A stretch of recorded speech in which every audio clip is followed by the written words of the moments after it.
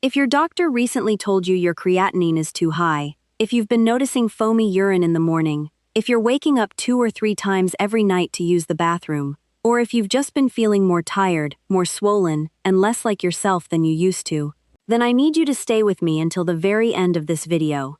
Because what we're about to talk about today could completely change the direction of your kidney health.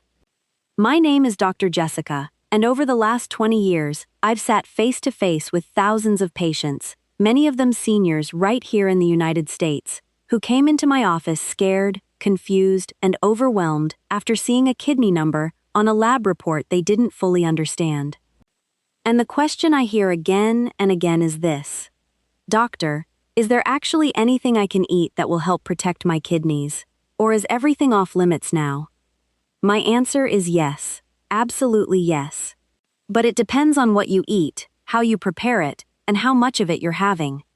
And today, I'm going to walk you through some of the most kidney-supportive vegetables and habits I recommend most often to my patients when creatinine starts rising and GFR starts falling.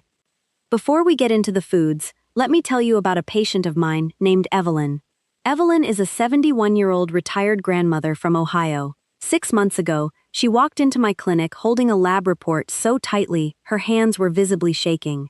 Her creatinine had climbed from 1.0 to 1.4 over the course of a year. Her eGFR had dropped into the high 40s. Another doctor had told her she had stage 3 chronic kidney disease, and she looked at me with tears in her eyes and said, "Dr. Jessica, am I going to end up on dialysis? I'm scared to eat anything. Every article I read online says healthy foods are dangerous for my kidneys. That fear is real. I see it all the time. And honestly, it breaks my heart because so much of that fear is built on half-truths, missing context, and myths that get repeated so often people start treating them like facts." So before we go one step further, I want to clear up one of the biggest myths in kidney health. Somewhere along the line, many people were led to believe that potassium is universally bad for the kidneys. That if you care about your kidneys, you need to avoid potassium-rich foods at all costs. That is simply not true. In fact, for many people in the earlier stages of kidney disease, potassium can be incredibly helpful. It supports healthy blood pressure, helps offset excess sodium, and may even reduce the risk of kidney stone formation. Potassium becomes a serious problem mostly in advanced kidney disease, especially stages 4 and 5, when the kidneys can no longer remove enough of it and blood levels start to rise dangerously. So if you are in the earlier stages, stages 1, 2, or often stage 3, potassium is not automatically your enemy. The real structural enemies are often very different. They are refined sugars, processed starches, excess sodium, ultra-processed foods, added phosphorus, dark sodas, chronic inflammation, poor blood pressure control, uncontrolled diabetes, repeated use of NSAIDs like ibuprofen and naproxen, dehydration, alcohol excess, toxins, food additives, and years of silent oxidative stress that wear down the kidney's tiny filtering units one by one. That's what we need to push back against. And the foods we're going to talk about today aren't magic cures. Let's be honest about that. But they can absolutely become part of a powerful strategy to reduce stress on the kidneys, support blood pressure, calm inflammation, and help preserve the kidney function you still have. So let's begin with the first vegetable, and it's one that almost nobody talks about enough. Red cabbage. Red cabbage may be one of the most underrated kidney-friendly foods in the grocery store, and the beautiful part is that it's affordable, accessible, and easy to work into daily meals. To understand why it matters, you first need to understand what creatinine really is. Creatinine is a waste product created by normal muscle metabolism. Your muscles use creatine for energy, and when that process occurs, creatinine is produced and released into the bloodstream. Your kidneys are supposed to filter it out and send it out through the urine. When your kidneys are working well, creatinine stays within a relatively normal range. But when the kidneys begin struggling, whether from high blood pressure, diabetes, chronic inflammation, or long-standing vascular damage, that waste starts building up. And when you see creatinine climbing on your lab work, that can be a warning sign that the kidneys are under stress. So why is red cabbage such a smart food to include?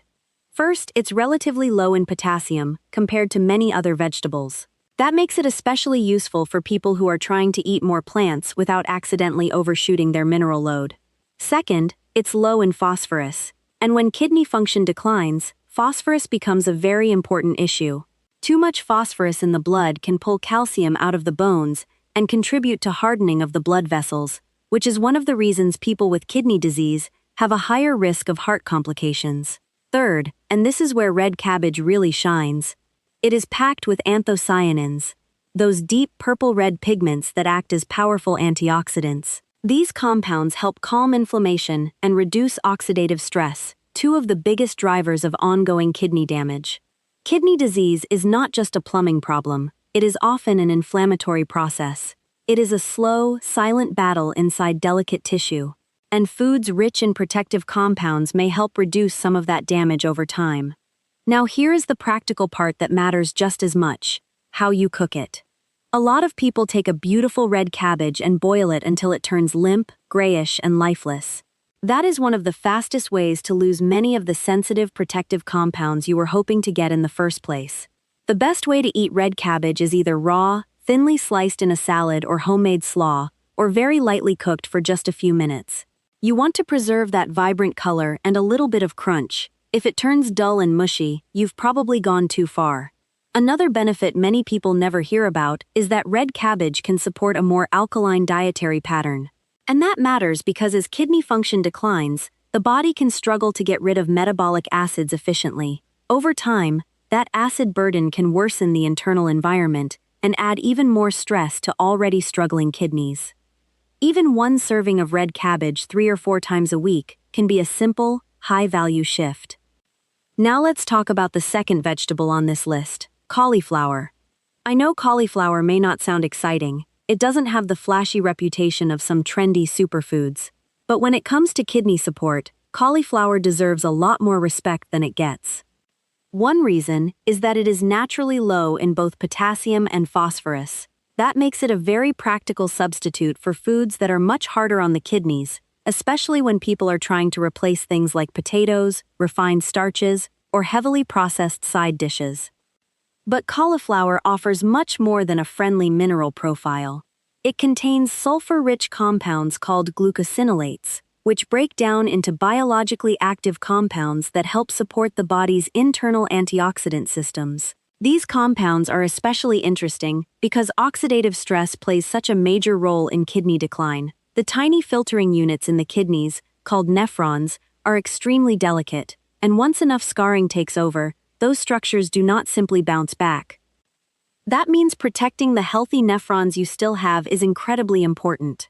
Cauliflower also provides fiber and supportive nutrients that can help with blood sugar stability, and that matters because uncontrolled blood sugar is one of the leading causes of kidney damage in the first place. Now let me tell you about Robert. Robert was 68 years old, from rural Tennessee, and he came to me trying desperately to eat healthy, after learning he had stage 3 kidney disease and type 2 diabetes. The problem was, he was doing what so many people do. He was loading up on foods he had always heard were good for you, huge servings of potatoes, spinach, and other high-potassium staples, and his labs kept becoming harder to control. He wasn't lazy, he wasn't careless, he was just confused. We rebuilt his meals around more kidney-appropriate vegetables like cauliflower and red cabbage. He started using cauliflower mash instead of potatoes, and over time, along with better hydration, medication management, and support from a renal dietitian, his numbers stabilized. More importantly, his fear began to lift. That's what I want for you too. Not perfection, not fantasy, just a clear path forward. As for preparation, lightly steaming or roasting cauliflower is usually a much better option than boiling it into softness. Roasting with a little olive oil gives it real flavor and makes it easier to enjoy consistently, which matters far more than forcing yourself to choke down healthy food you secretly hate. Now let's move to the third vegetable, and this one surprises a lot of people. Garlic. Many kidney patients get nervous around strongly flavored foods. They assume anything pungent or intense must somehow be irritating to the kidneys. But garlic, for most people, is not something to fear. In fact, it may be one of the most useful food-based tools we have. Garlic contains compounds that become active when the clove is crushed or chopped. One of the most discussed is allicin, a compound associated with anti-inflammatory, antioxidant, and cardiovascular benefits. And that's important because two of the biggest drivers of kidney decline are high blood pressure and vascular damage. Think of the kidneys as millions of tiny filters fed by incredibly delicate blood vessels. If blood pressure is chronically too high, that constant force damages those vessels over time. It's like running too much pressure through a fragile system day after day. Eventually, something gives. Garlic may help support healthier blood pressure and may also help reduce the inflammatory stress that contributes to tissue injury. But there's a very important detail almost nobody explains properly. If you throw whole garlic straight into a hot pan, you lose a lot of what makes it special.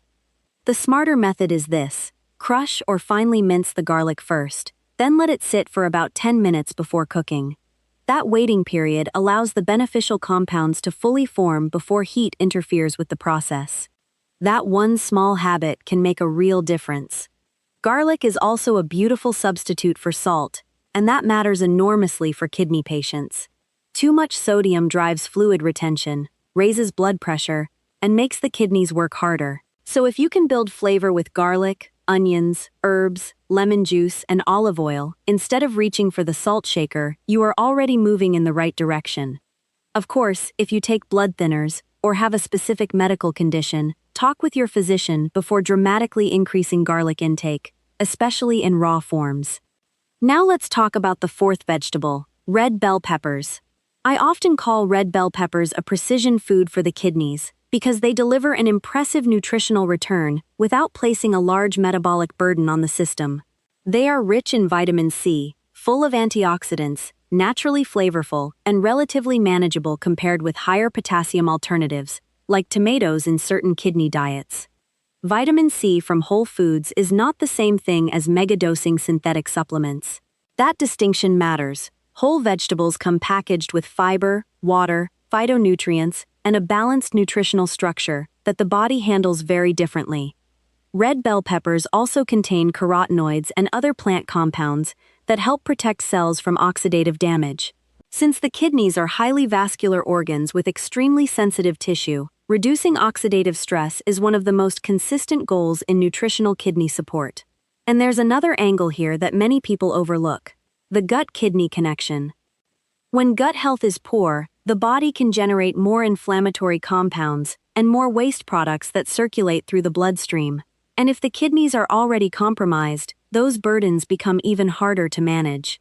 Fiber-rich vegetables like red bell peppers help feed beneficial gut bacteria, and healthier gut function may reduce some of the toxic burden the body has to deal with overall. When it comes to preparation, raw is fantastic. Sliced red bell pepper with a low-sodium dip, chopped into a salad, or eaten alongside lunch can be one of the easiest upgrades you make all week. If you cook them, keep the heat brief. A quick sauté is usually better than long overcooking. Now let's move to vegetable number 5, asparagus. Asparagus has a complicated reputation. Some people worry because it changes the smell of the urine. Others think its mild diuretic effect means it must be too hard on the kidneys. Let's clear that up. The distinct smell after eating asparagus is a harmless metabolic effect. It is not a sign that the kidneys are being damaged. It is simply the result of sulfur-containing compounds being broken down and excreted. As for the mild diuretic effect, that can actually be supportive for some people, especially those who deal with mild fluid retention. When used appropriately, foods that support healthy urine flow can help the body eliminate waste products more efficiently. Asparagus also provides folate, fiber, and antioxidant compounds, and it can fit beautifully into a balanced kidney-conscious diet when individualized to the patient's lab values and stage of disease. But I do want to say this clearly: no food exists in a vacuum. If your potassium is already high, if you're on certain medications, or if you're in advanced kidney disease, your diet has to be personalized. That's why your nephrologist and renal dietitian matter so much. Now that we've covered those 5 foundational vegetables, let me introduce 2 more supportive players that deserve attention: celery and onions. Celery is often underestimated. People joke that it's just crunchy water. But celery contains plant compounds that may support vascular relaxation, and that matters because blood pressure control is one of the most important ways to protect the kidneys long term. It also adds hydration, texture, and fiber to meals without bringing a heavy calorie or sodium load, assuming you're eating it fresh and not drowning it in salty dressings. Onions are another quiet powerhouse. They're rich in flavor, low in sodium, and contain antioxidant compounds like quercetin, which has been studied for anti-inflammatory potential. Onions also make it easier to cook satisfying food without relying on processed sauces or salt-heavy seasonings. And that leads us into a much bigger truth.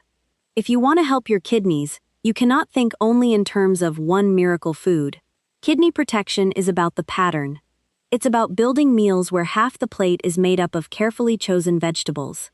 It's about replacing processed foods with real ones. It's about reducing sodium without reducing flavor. It's about creating less metabolic chaos inside the body day after day. So what might that look like in real life? For breakfast, instead of a pastry or sugary cereal, imagine eggs cooked with onions and rested garlic, maybe with a small portion of berries on the side. For lunch, a crisp salad built around red cabbage, red bell peppers, and celery, topped with a moderate portion of clean protein and dressed with olive oil and lemon juice.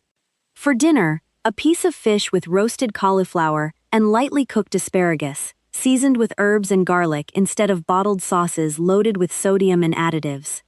That kind of eating is not punishment. It's structure, it's strategy, it's therapeutic. Now I want to talk briefly about fermented foods and the gut-kidney axis, because this is an area of growing interest and one that many people find surprisingly hopeful.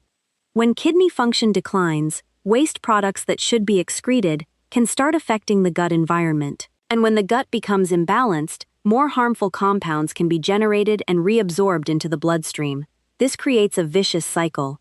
Supporting gut health with fiber-rich foods and, where appropriate, fermented foods like plain yogurt, kefir, or low-sodium fermented vegetables may help improve that internal environment.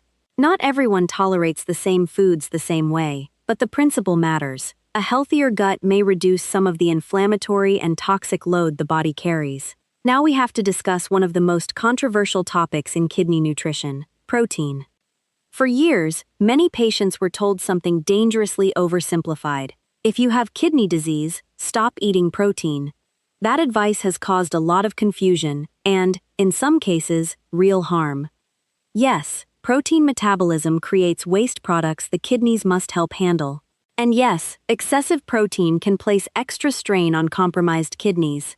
But too little protein can be a serious problem too, especially in older adults. If you undereat protein for too long, the body begins breaking down its own muscle tissue. That can contribute to weakness, frailty, fatigue, and even shifts in creatinine that become confusing in the bigger clinical picture. The real goal is not zero protein. The goal is appropriate protein. That usually means focusing on quality, moderation, and personalization.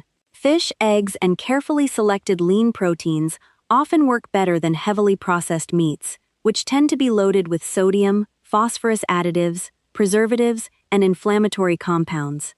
And please be very careful with deli meats, bacon, sausage, hot dogs, and fast food protein sources.